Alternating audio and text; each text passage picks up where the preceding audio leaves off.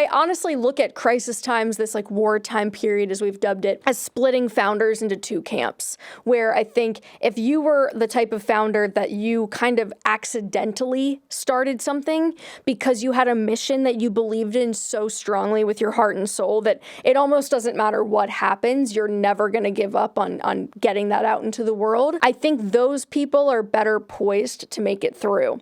I think the other camp is people who are maybe actually the savvier entrepreneur who saw the gap, who saw the opportunity gap and exploited it. They saw something in the market and they went for it. I think prolonged crisis times or war times for them are going to be a little bit tougher because it's not that principal decision, that mission that's driving them forward as much as it is, I saw a business opportunity and I took it. You know, they say women shouldn't be bossy. We're out here reclaiming that word. What's so wrong with being the boss? Bossy.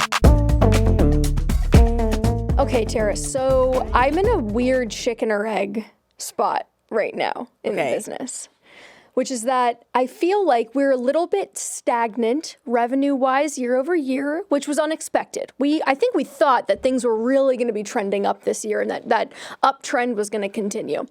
But because of a confluence of factors, things have not gone that way. But that puts us in an interesting position where we don't feel like we should be spending more money on more resources because we're not making as much as we thought we were going to. Yeah. However, part of what we're a little bit nervous about is not having enough resources part of the reason we're not growing. So it's a chicken or egg.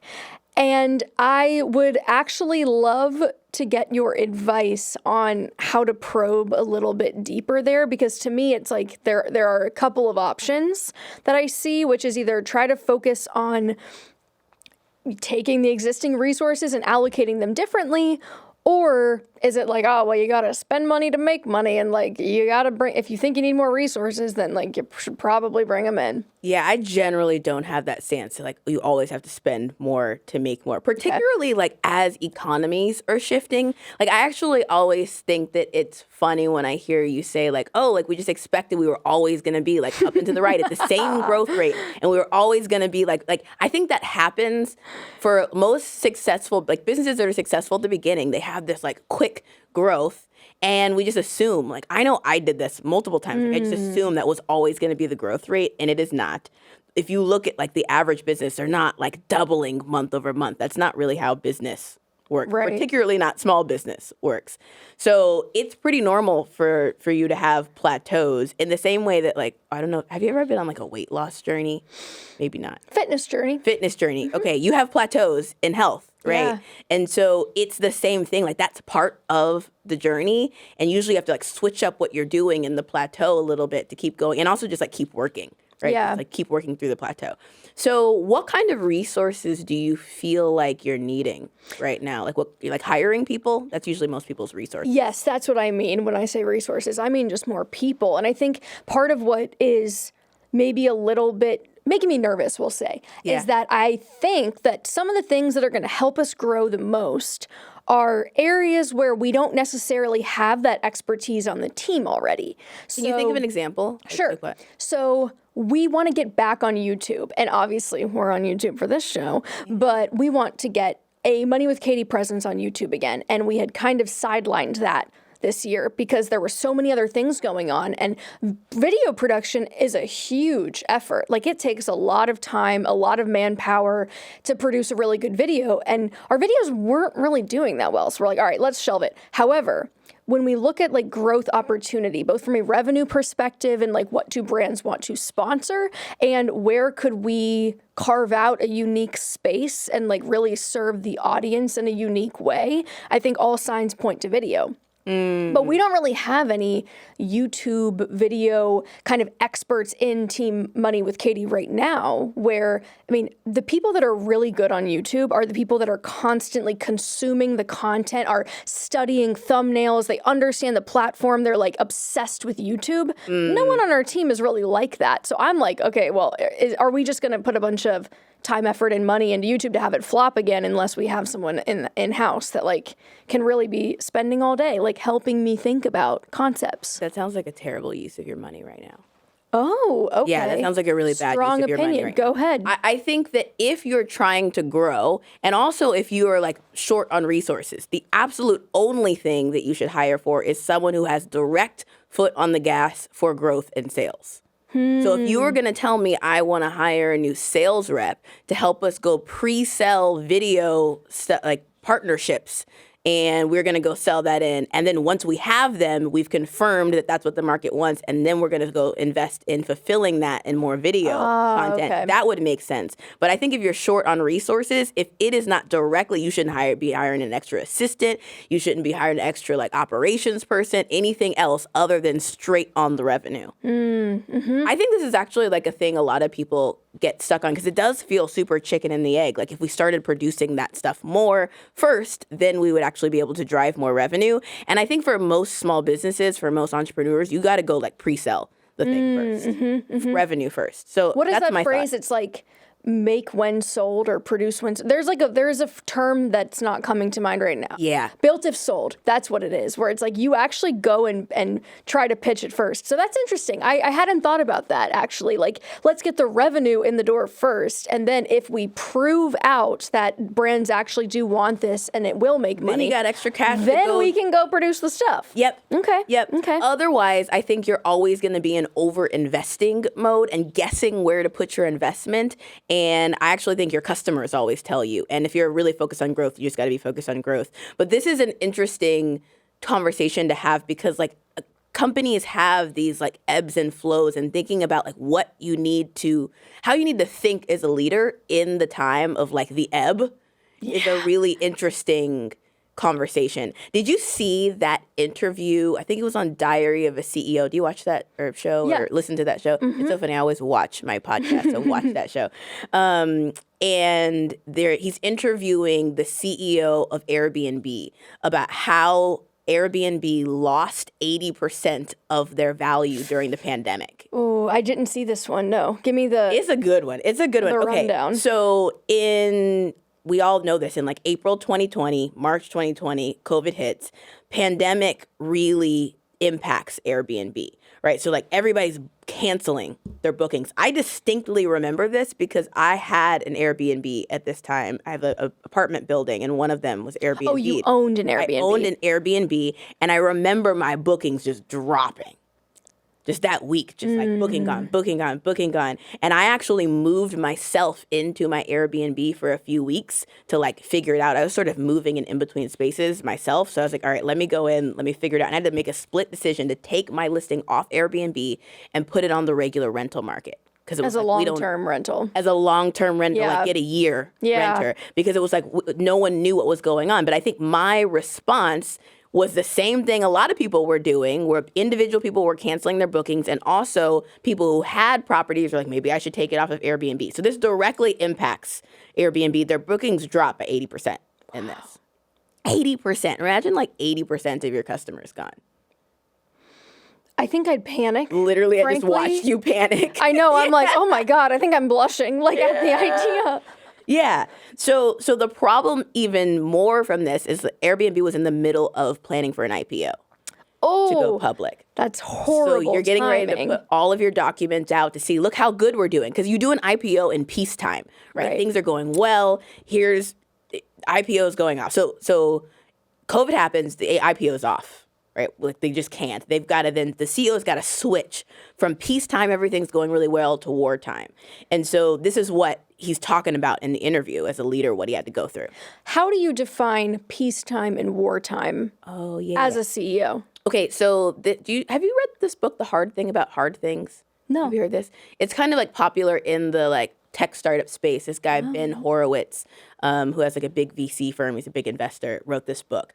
And so he talks about like peacetime and wartime. So peacetime is when things are going really well in business, the market's stable, and your focus as a leader at that time is like finding innovative ways to expand. Right. And your management style in that time is usually really like democratic, collaborative, everybody working together. You're thinking long term. That's peacetime. Things are good. Things are good. Things are good. Wartime is like, oh, there's competition, or there's a big market disruption, or a crisis like a pandemic. Yeah. Right? And your focus then as a leader needs to be on survival and also making tough and unpopular decisions as a leader that nobody else wants to make. Yeah, and you've got to make fast, like radical decisions. Where do you think you shine?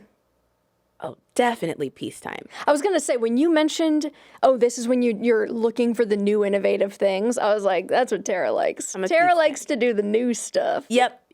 I thrive in like, how do we take the resources we have and like allocate them well? What sorts of deals can we do to expand the business? What kinds of new innovations can we come up with? That's my jam. Yeah. I struggle really hard when we're in wartime, and in wartime in the business, we need to cut off all the new innovation projects. And I feel like I'm cutting off my babies. Oh, okay. I think I would also. What about you? Well, I feel like the obvious answer here would be peacetime, because that's kind of when I was like, oh, great, this is so, business is fun, business is easy, like, oh, Yeah. things are just going well.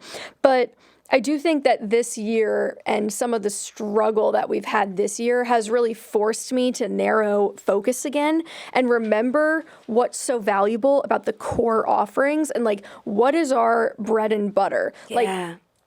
and at the end of the day, if the content itself is not constantly improving and getting better, then nothing else that we do matters. Yeah. And I think that's what's been a good lesson for me recently. What would you say is your bread and butter for your business, for Money with Katie? Probably the show. I would say that's kind of everything else is like in my mind, a continuation of the show. But potentially, if I'm answering from a revenue perspective, though, it's like show and newsletter. Like those are kind of the two heaviest hitters for us, I would say. Yeah, I think the answer to this, particularly in wartime, has to be revenue connected, right? Yeah, the yeah, biggest hitter for revenue. Yeah. Do you think that you're in right now, like coming into your first big wartime period? Yeah. Absolutely. Oh, congratulations. That's exciting. I mean, it's not exciting. Is it but, like, exciting? some people really thrive and they love wartime. I think you love wartime after you get through it. Because there's something that feels like, oh, I did it, about like the getting through it. Yeah. I think it's making me appreciate the good times more. And yeah, there's almost kind of a little, how do I say this? There's something maybe a little bit, have you ever maybe in school had like a cram week before an exam? Yes. And it's like you and all your friends are kind of in it together. Like you're all in the library late together. Hunkered down. Yeah. And it's like you get through, and it's like it kind of feels like miserable while you're in it. But then once you're on the other side of it, you're kind of like, I kind of like miss the challenge. And I like miss being in the trenches with everybody, like staying up late and getting things done. And I think that there is something maybe a little bit addictive about that challenge. So I'm kind of seeing, even though it's been jarring and it's been a confidence like shaker in a big real way. Yeah. I think it's also been kind of like, okay, we're being put to the test a little bit, and it's we're having to rise to the challenge. And so it keeps things interesting. I think that's the best way to get through a wartime period as a leader, is to kind of make it a game and be like, all right, like I'm in for the game. Like you have to make it a little bit of fun. Oh, this is so interesting. Growing up, I really loved Mary Poppins. And there's a line in Mary Poppins, it's like an intro to a song, A Spoonful of Sugar, and it says, for every job that must be done, there is an element of fun. You find the fun and snap, the job's a game. And that line, like I'm definitely teaching that to my kids. Like that's going to be like a core value that like I teach to my kids. And then it becomes a game. Yeah, you find the fun and snap, the job's a game. And I think the way to get through wartime as a CEO is to make that wartime a game. You kind of lead it into it, right? Of like, okay, like we're down for the challenge. You kind of have to be up for the challenge. Otherwise, it's depressing. It's hard. So it's the only way to get through. So how did Airbnb come back? Because I know that they're still... They had to do a bunch of things. Like the CEO had to make a bunch of decisions. First of all, they laid off 25% of their staff. Wow. So 25% is a pretty big, I feel like 25% would be really feel meaningful because my team is smaller. For them, it was like almost 2,000 people that they laid off. Just a lot of people. That's a lot of people. They also stopped all non-critical initiatives. So they had Airbnb and hotels going on, Airbnb transportation. I didn't even know about these initiatives. They were newer, and they cut those off. Airbnb hotels. Yeah, they had like hotel partnerships, and were doing some stuff with their own hotel stuff and transportation. So they stopped those things. They also cut marketing spend. Now, see, that seems like the complete wrong move to me. Because it seems like a wartime is when marketing becomes the most important. And I think in a wartime, your marketing is probably less effective. And so you might need to do more organic, more sort of core to the business as opposed to, and I think also a lot of people are just losing money on their marketing. Yeah. I think for them, it's paid marketing, paid advertising. So they're paying for ads. When they referred to it when I was reading about this as performance marketing. So they cut like $800 million of like performance marketing. Performance marketing is them running ads. Well, and that also makes sense, I guess, in a pandemic scenario because it's the need for their product completely evaporated overnight. So more advertising really in that scenario. You're not really fighting for market share because there's no market share to be had. Yes. No one's staying anywhere. People are in their homes. You're not trying to expand necessarily. And Airbnb's already got like a customer base of like email addresses of lots of people. Like go focus on getting those people to do another trip. And I don't think they cut all of their marketing costs, but they cut a good amount of them. Yeah. If I think about war times that I've gone through, that actually is one of the big shifts to make, like team and marketing. Those are most businesses' biggest expenses anyway. Team and marketing. Yeah, 100%. And then they also raised $2 billion in debt and equity. So they were like, we got to get some more cash to survive. I see why you would need to do that. To me, though, it also feels like digging yourself into a deeper hole a little bit, like raising a bunch of money. I guess if you're just raising and then there's no strings attached, but debt where you're on the hook to pay it back, it's like, then if things really don't go your way or just don't go your way long enough, right? Because like if you have to start paying it back and you can't, it's like you might not actually have the runway to get back on track. Yeah. And then you sink the ship. So that makes me a little bit nervous. It's totally a risk. I think like I don't like to shame like people taking on debt for business because sometimes like you got to do it. Like that's a lot of people don't have access to being able to start businesses other than taking on some amount of debt. So I don't think it's always a bad thing. And also I think if you're really smart about how you're spending, I think taking on debt to keep the team, for example, to keep everybody on the team is a really poor decision in most scenarios. Usually like you need to cut back still. So sometimes I think people will take on debt in order to not cut back. And I think that doesn't necessarily work because then you've got this expensive head count of people on your team. So I think depending on what you're taking on debt to, it might make sense. But that's definitely what they did in their scenario. What about the founder himself? Or the CEO himself? The reason I really liked this interview was not because they were giving like facts of what happened in the pandemic and during a downturn. Is because he was so vulnerable about what he was going through in this moment. Because he was like, the line is like, it was so dark. It was such a dark period because what happened was he was worth $100 million, right? And then that just crashes.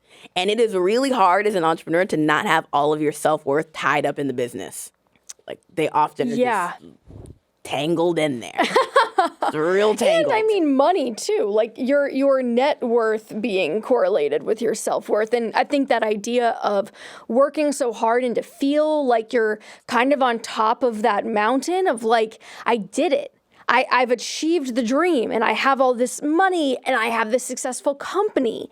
And then to face that challenge at the exact moment that you're feeling so cut down personally. To go from I did it all the way to like, can I do it? Instantly. Like that's a really good depiction of just like the trip of entrepreneurship and the roller coaster of entrepreneurship. There's this graphic, actually, I don't know if you've seen this, about like the emotional roller coaster of entrepreneurship. And essentially it's like up, oh my gosh, this is great. Oh my God, we're gonna crash, everything's gonna mess up.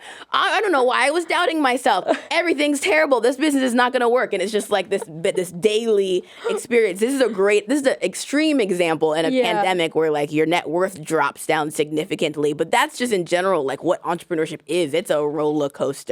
And the element of it being dark for a moment as for you as the leader, I think is like real. That's why I really loved this episode. Do you know who Fetty Wap is? Of course.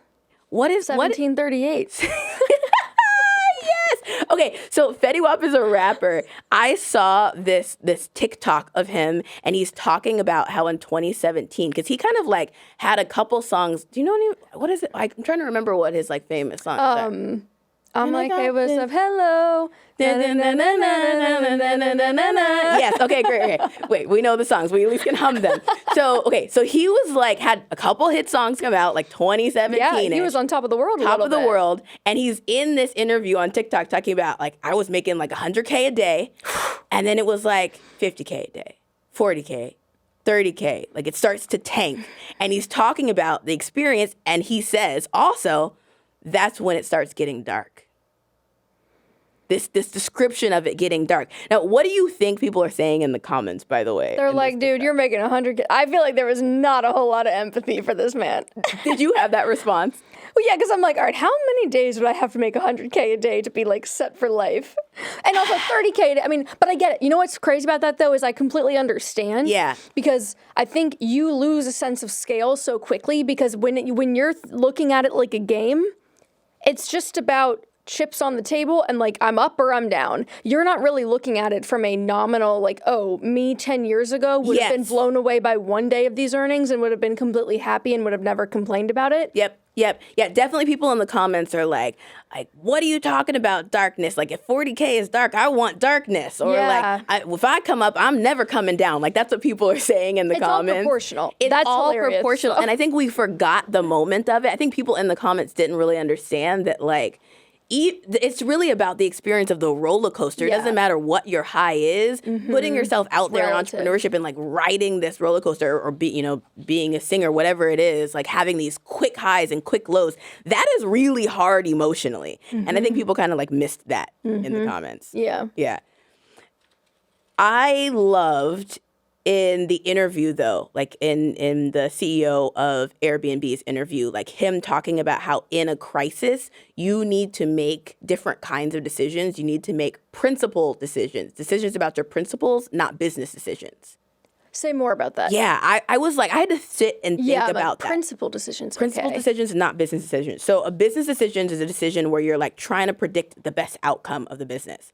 A principled decision is like, regardless of the outcome, like here's what we value, here's what we're after, here's what our mission is and what we're doing. And so Airbnb, I don't know if you've seen this, like they've really started doubling down post-pandemic on how like Airbnb is about human connection. And because like now people had like a lot of businesses that were just Airbnbs, for example, like the whole apartment building is just an Airbnb. It's not about staying at someone's home anymore. We're starting to move in that direction. Yeah. Oh my gosh, absolutely. It became very commercialized. Super commercialized. There's like all kinds of businesses now that like they help you manage an Airbnb. Like a whole economy is sprung up around it. Yeah. So you'll notice in Airbnb's messaging now, they're really doubling down on like the human connection, staying with someone, having a host and connecting through a host. Personally, as a user, I don't know how I feel about that. I really don't want to stay with somebody else. I'm kind of antisocial on that way, but that's them kind of getting back to the principle of why the founder started it. Yeah, their which core is values. Air bed and breakfast of like, you get an air mattress. I think that's how they started, right? Air mattresses in their friends' places. And so they're trying to get back to that. That came from the pandemic experience. Yeah, I actually I agree with you though as a consumer, where I would say, but it might be a balance to strike of remembering why people liked you in the first place, remembering why your idea was novel in the first place, and infusing the messaging and the energy of the company, the vibe, and kind of bringing that into what you're doing, but also allowing it to evolve. Because I think where Airbnb has, at least from the outside looking in, as someone that rarely stays in them and doesn't own one, the joke online, I'm sure you've seen the memes where it's like, oh, I go to a hotel and it's like $300 a night and they clean up after me and there's a restaurant in the whatever and like I don't have to worry about the towels. And then it's like you go to an Airbnb for $300 a night and it's like, please strip the bed, please put the towels in the washing machine, please take out the trash, please mop the floors. And you're like, what am I paying for? Like, what is this $200 cleaning fee for? You're asking me to basically clean your house before I leave. And so I think that there's there's this vibe that it's gotten a little greedy, and like people became like Airbnb millionaires, and now they're just trying to price gouge and like get as much. It really did lose that communal feeling. Yes. So that's kind of them kind of getting back in alignment with that. That's what they're trying to do. I'm curious, now that you're going into sort of experiencing having a wartime period and this contrast, going back and looking back at your personal peacetime periods, like what were you doing in a peacetime period? Like what did that look like for you? It's a good question. Okay, let me hit you with a timeline. So 2022 was when I joined Morning Brew. So I'm actually just going to, because I think 2021 was peacetime for sure. That was peacetime for everybody. Because money was free. Everything was great. The economy's great. I think for a lot of online and digital businesses, yes, and not for not for and people affected by brick and mortar and pandemic. So it's kind of like different things happen at different times. Individuals too had really strong balance sheets in 21 because of stimulus money, because of child tax credit. Like there were things that were happening kind of like at a more policy level that I think and so that's what we're seeing with the high interest rates now. Like we're trying to flush all that excess liquidity out of the system. But 21, 22, it's like, okay, all I do is win. Everything rocks. Business is easy. Our revenue is win. Yeah, revenue was up into the right. Reference. Another one. Okay, we're getting recognition a lot. It's like new and exciting plugs. It's like, oh, we got an interview with The Cut. Oh, we got this. Oh, we got that. We're like on these podcasts. We're everywhere. So to have a year like that kind of followed by what I would consider, this is what's crazy about it, is it's kind of like what Fetty Wap said.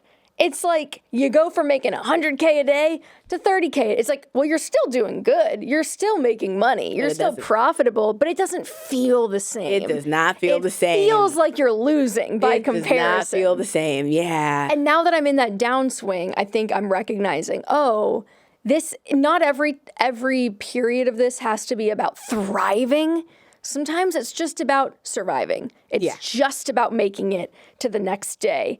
And you have to keep planting and watering the seed. Because if the sun is behind the clouds, it's like, it doesn't matter. You gotta keep going so that when the sun comes out, you have everything you need and you're ready to grow again. I think a really fun example of this is Intuit, the TurboTax Credit Karma. Intuit's like a big financial services company. Yeah. And they had a tool called Mint. It's a budgeting app, and it's free. And they had, I think, like 3.7 million monthly active users. So a pretty substantial user base. And they just announced that they're closing. And there is a competitor. Mint is closing. Mint is there, or Intuit, I should say, is shutting down Mint. They are sunsetting that business that they own. Okay. And they're going to, do something else with it. But there is a competitor called Copilot that we have a good relationship. Like I know their founder and I think their product is amazing. And so I always shout them out on Money with Katie.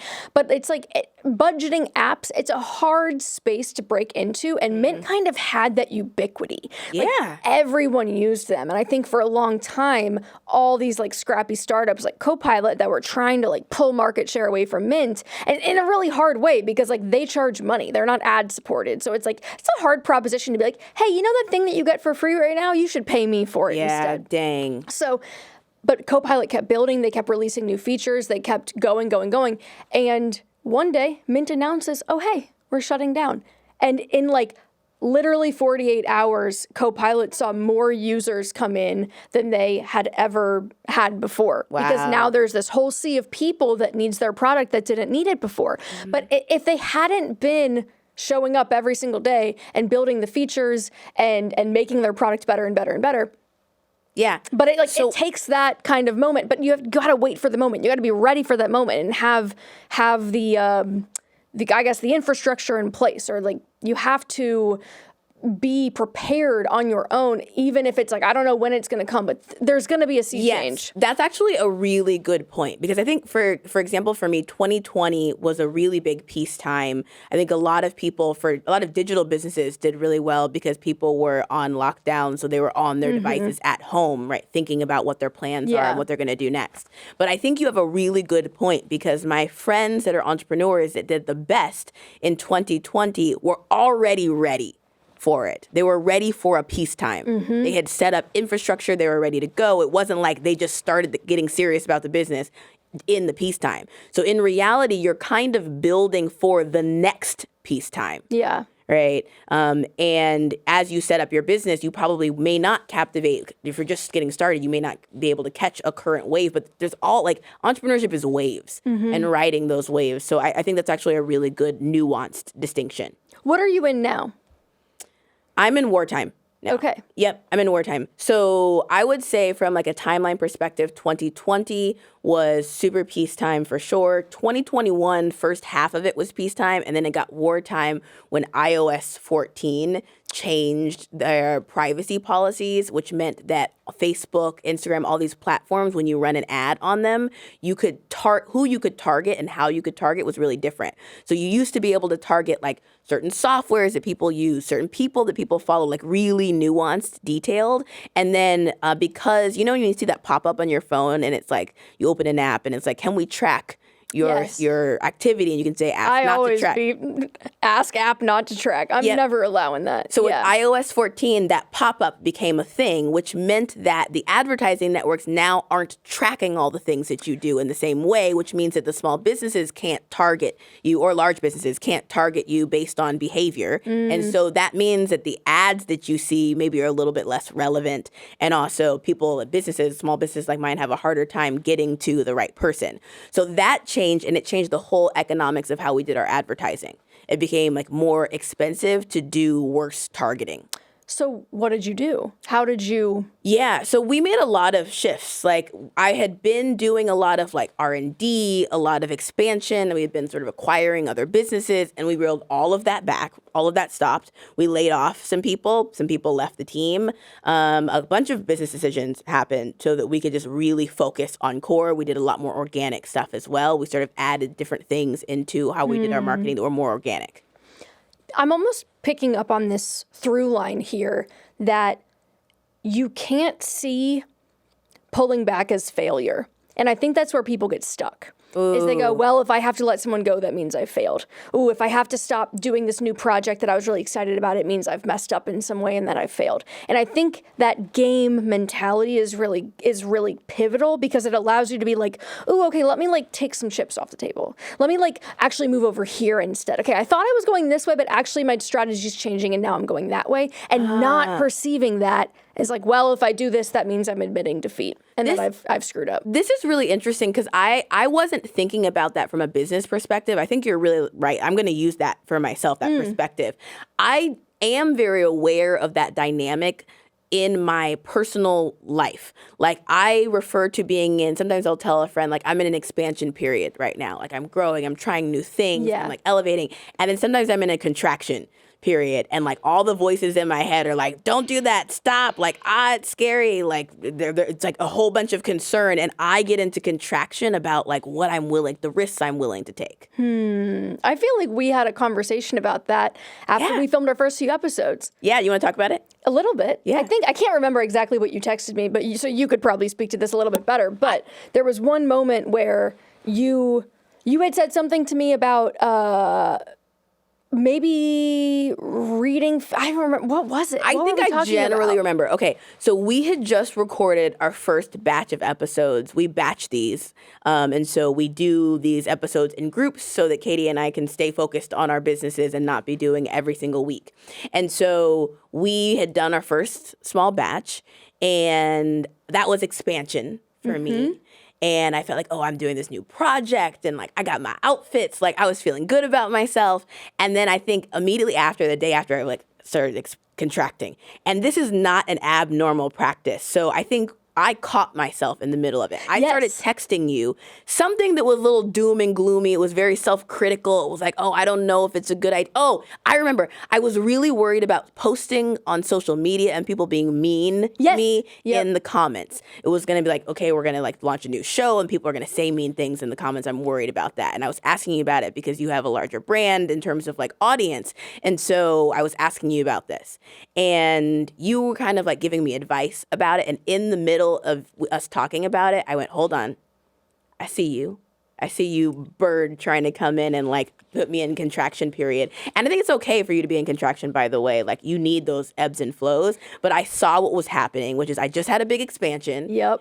And now my whole self is trying to contract a little bit as a response. But I think that flow is not necessarily a bad thing, and it applies totally to business as well as your own growth. That's what I loved about it, though, is that I think you had maybe given me a sense of that already, because when you were texting me, I was like, I wonder if this is... It seems like she got big, and then she's like, oh, wait a second. It's like you're up on the tightrope and you like suddenly look down and you're like, hold on. And then you go, oh, but wait, I dang it, like, I know what's happening here. You were aware of it, you caught it in the moment. And so it was just kind of fun to get to watch that process play out and watch you kind of correct for it in real time and go, because sometimes naming it really helps. Yes. Like, no, my subconscious is just trying to protect me right now. It's trying to keep me safe from, it senses this shift happening. It's like feeling this expansion. So I think right now, in some ways, for me and what we're going through, it feels like it's almost easier to point to like, okay, well, the list would be shorter if I was trying to talk about the things that don't feel like wartime than what does, because things are, it just feels like everywhere you turn, it's like, oh gosh, what are we going to do? So Q3 2023, that was the first time that like, since the very early days where I'm looking at the bottom line of the P&L and I'm like, okay, we had a month or two there where we were like actually cash flow negative. My Q3 overall. sucked, so and I'm with you. seeing those parentheses in the Excel spreadsheet on the bottom line where it's like, this is a negative number, you're like, oh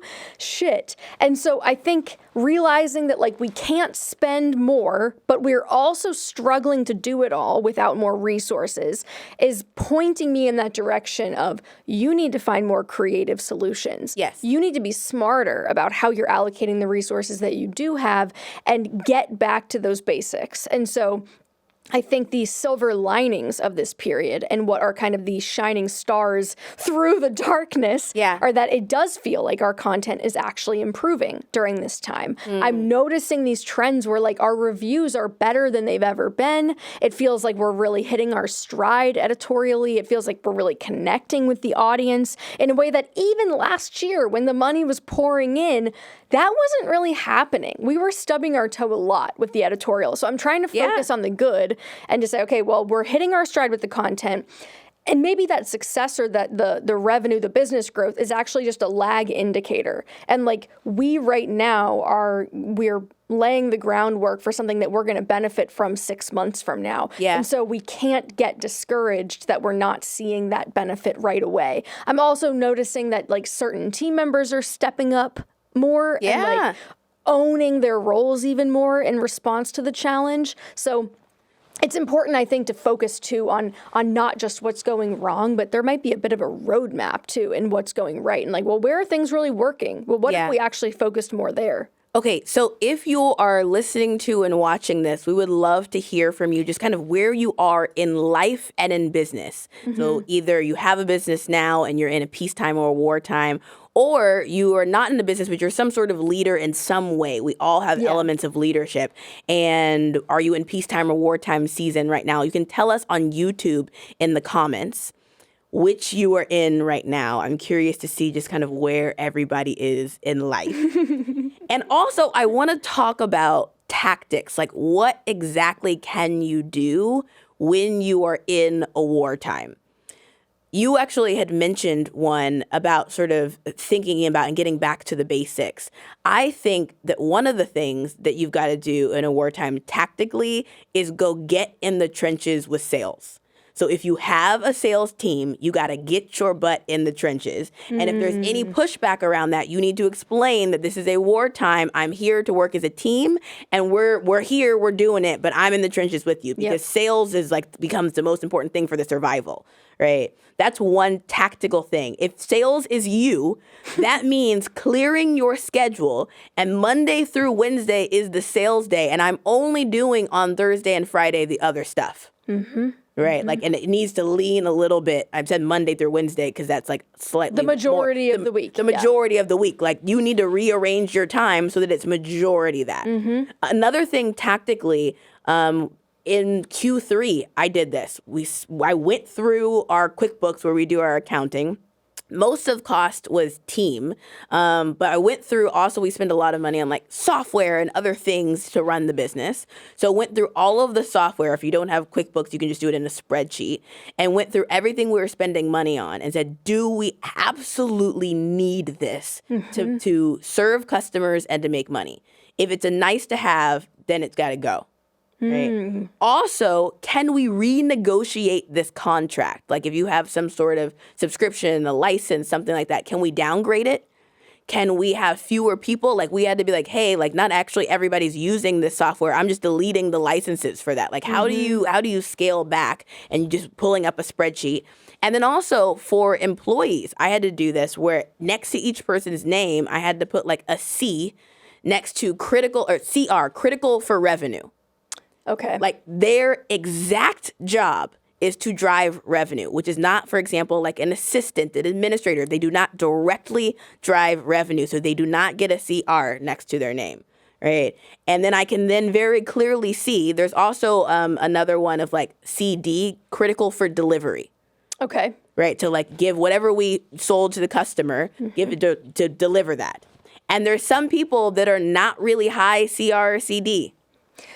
That's where you've got to start having conversations about like, maybe I can't have this person on the team right now. There's something that this is bringing up for me. There's an analogy to personal budgeting that is useful here, which is that when you are trying to cut costs in your personal budget, a lot of people focus on the small stuff first. And they go, well, can I cut back on the coffee every day? Well, can I cut back on these little itty bitty nice to haves that make my life worth living, basically.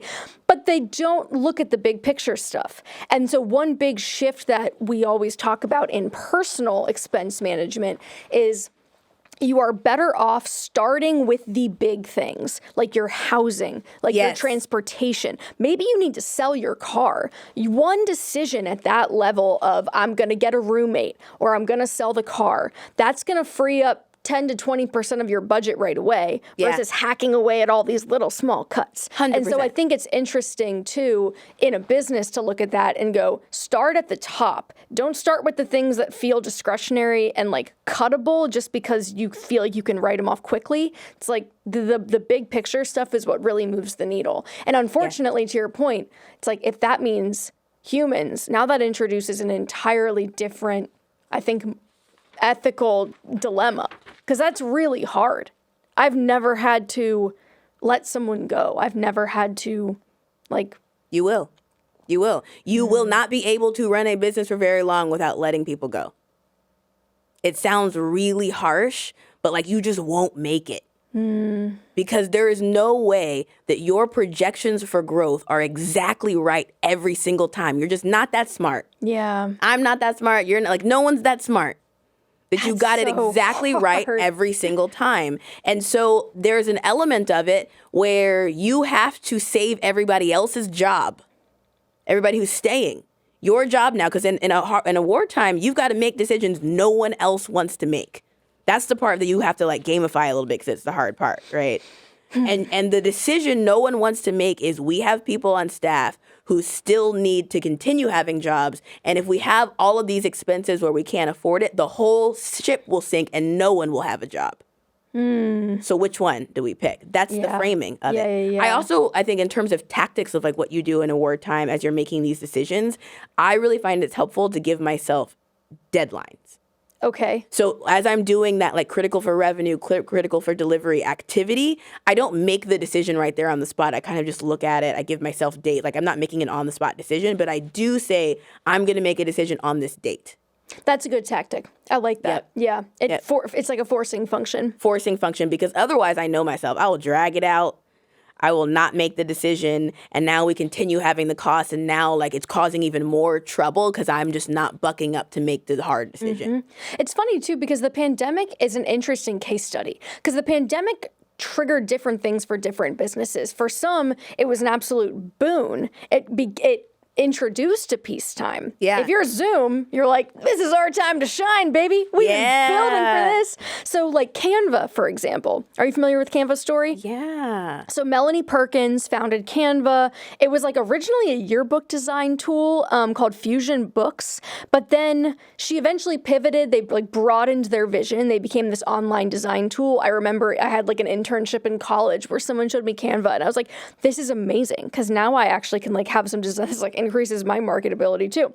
So at the beginning of the pandemic, they did some interesting things. First of all, they made a commitment that they were going to continue to pay all of their contracted workers. They just said, we're not going to hire anyone else. So we're not going to keep growing, but we're not going to like Hiring freeze. Yes, a hiring freeze. Then they moved to remote quickly. They were decisive and like took quick action of, we're going to shut down this office. We're going to move to remote. And because of the nature of the pandemic and how work from home changed the working world, now all of a sudden people are having to communicate with one another differently. And if you remember how those calls during the pandemic went, it's like you're either a bunch of faces floating on the screen or you're like presenting things to a lot of people. And so during COVID, they actually focused on developing new things where it's like, okay, we're actually in a peacetime, like more people are using our product. So they pushed for innovation. They started making presentations. This was like their fastest growing document type. So rather than like, people who are not maybe proficient in Adobe InDesign who are now using this for like marketing materials, you just have everyday employees. Slides for presentations at work. Making slide decks that like look really good. And so that became a big kind of boon for them. They also added features such as presenter video recording tools so that you could film yourself presenting it to where like your face would be in the corner. I remember using this for work. You would have your face in the corner and you could like send a video of yourself presenting this and you could just ship it off to people and be like, here's what you need to know.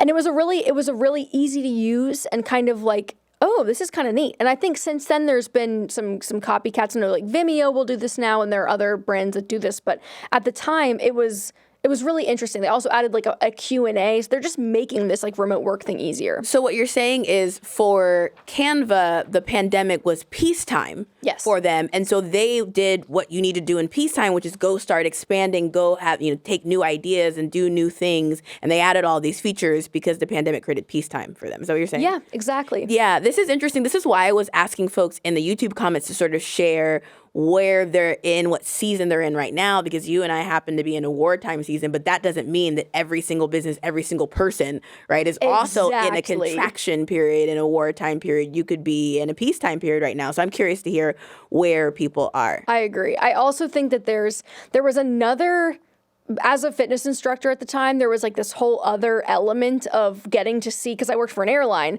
which that's kind of hard to diversify if your core product is like moving people around the world during a pandemic. But I also worked in fitness, and fitness studios were closing down because that offering is so in person. And it was really fascinating to watch studio by studio close. And the ones that were able to keep it together and the ones that were able to stay open were the ones that moved really quickly to move to online and to make virtual classes and to embrace that quickly. And so there was one example of one. It's a fitness studio called The Class in New York. And I had taken it in person a couple of times when I was in the city, but they launched, I think it's like dumb luck, but frankly, like there's no way they could have known this was coming.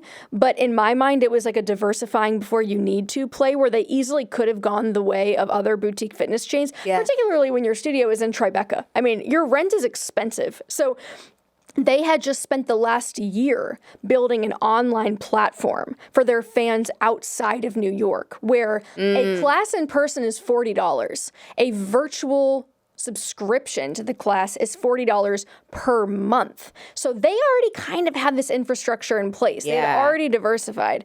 And then when the pandemic started, it was like, cool. Everyone just go watch the classes online. The instructor will still be in the room teaching them the way that they always have been, but like now there's no more people in there. So I think that to me it was a lesson at the time and it's a lesson now where I'm like, what is the equivalent for me?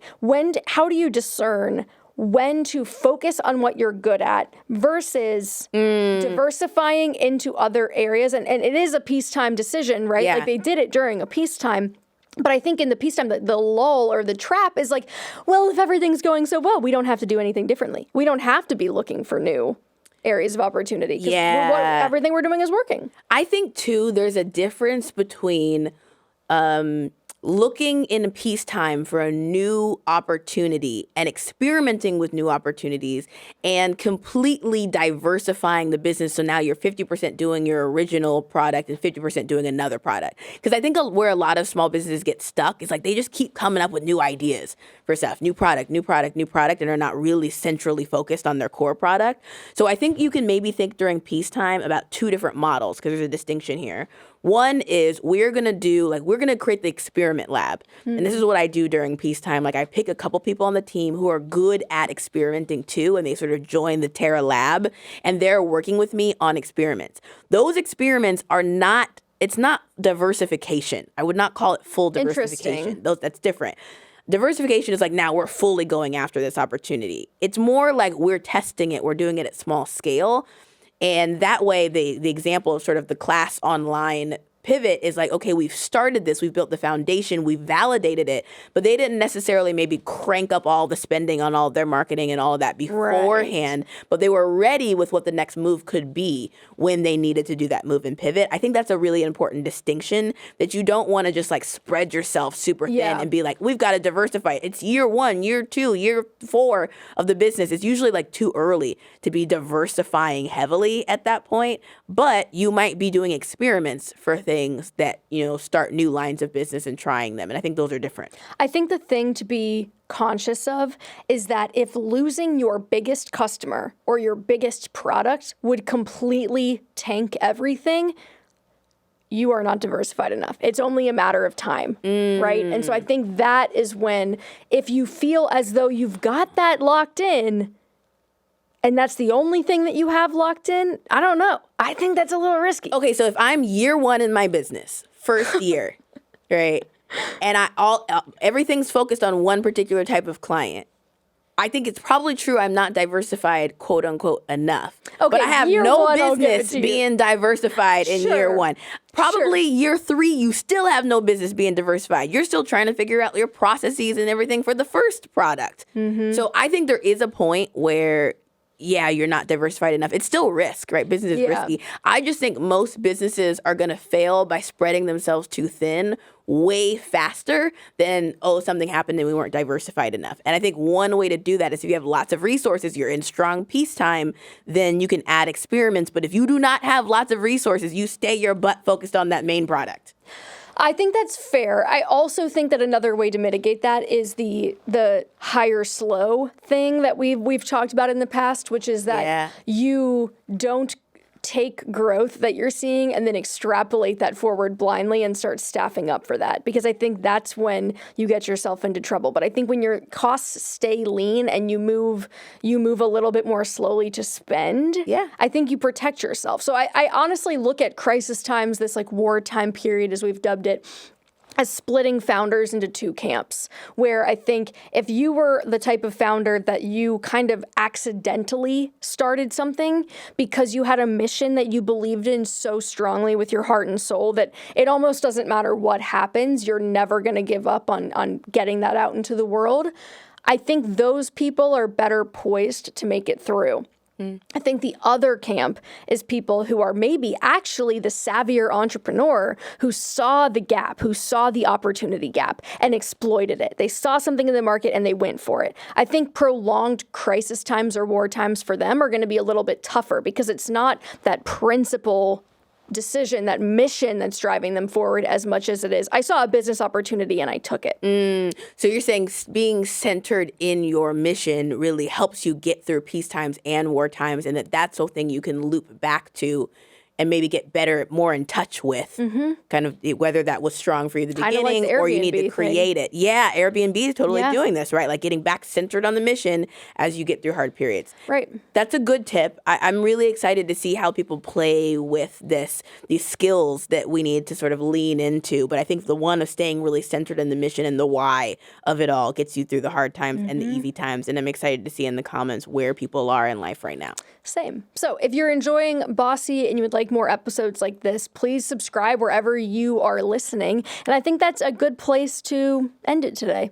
Yeah, and also there's other episodes that we have too that I think will help you with this conversation. We're working on some episodes around mission statement. We've got different episodes about just like where you need to be from a confidence perspective to execute all of these different moves in peacetime and wartime. And hiring. And hiring. Specifically about hiring. Yeah. Specifically. So check those out as well. Yep.